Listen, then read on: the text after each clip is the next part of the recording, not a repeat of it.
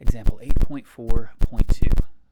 All right, we're going to take the previous example, 8.4.1, where we calculated the expected return, and we're going to add just one more piece to it.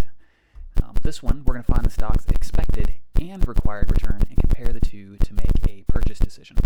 So the setup is going to be really similar. We're just going to add a little bit more information, really similar to the previous example. It says, suppose you are considering buying a stock. The stock is currently trading for $50.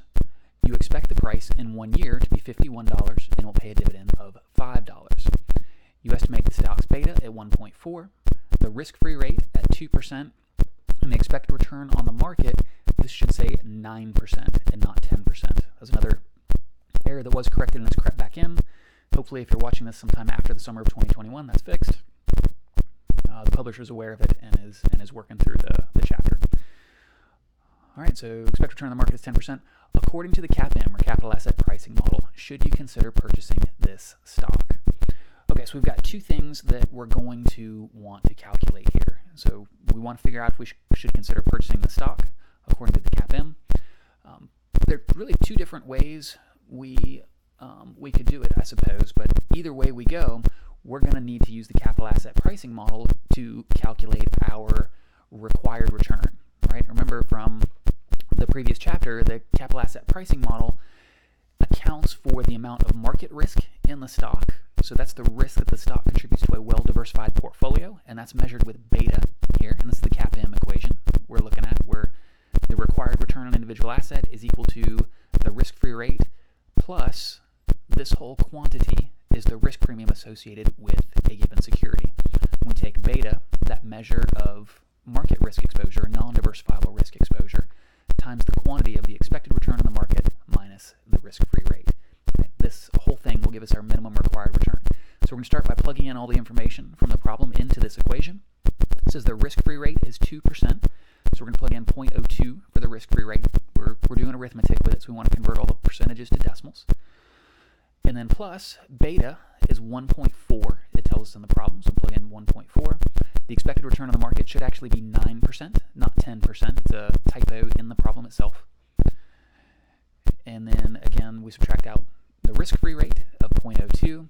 And order of operations matters here. It's an easy place to get tripped up on because it's something that's so simple you just don't tend to think about unless you just do math all day long. This is part of your job. This is in parentheses. The subtraction is in parentheses, so we want to make sure we do that subtraction first before we do the multiplication. So 0.09 minus 0.02 is 0.07. Then we can multiply that times 1.4, which is 0.098, and then we add the 0.02 to it. So 0.02 plus 0.098 gives us about 11.8%. So that is our minimum required return. That's the return that we would want, the return that would just compensate us for the risk that's inside the stock, risk as measured by beta. So what we want to do as a second step now is to calculate the expected return on the stock. What do we think it's actually going to return? And then we will compare that to the minimum required return and see if the stock is going to compensate us for the risk that we are taking on. So the next part, calculate the expected return on the stock. This is actually, it's just example 8.4.1. Again, it's exactly the same thing. We want to calculate the expected return on the stock. So we've got a time value money problem. We'll draw out our timeline, map out the cash flows. We would pay $50 today. We would receive $51 when we sold it in 1 year, plus the dividend of $5 we would receive. Of course, we'd sell it immediately after receiving the dividend, make sure we got it. And what we want to do is find the rate of return associated with these cash flows. We've got lump sum cash flows, so we can use the lump sum formula or the time value money keys in a financial calculator. There is an error if you're looking through the formulas. When we plug all this in, there is one step that has an error in it. Again, the publisher is aware of it and is working to correct it. When we get down to right here and we're doing the algebra, this should be 56 divided by 50, right, which is corrected on the next line, and it's got the right thing there. Right? Or we could plug it in to the financial calculator. We've done a bunch of these, and we did it in the previous example, so I'll skip having you watch me do that. When we plug in these cash flows, the expected return that we come up with, what we think the stock is going to return, is 12%. Okay? What we want to do now is compare that to the required return that we got from the capital asset pricing model. Remember, that required return of 11.8% is the floor.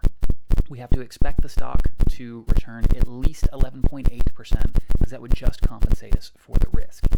If it's going to return anything less than that, then it's not compensating compensating us for the risk and we wouldn't want to buy it.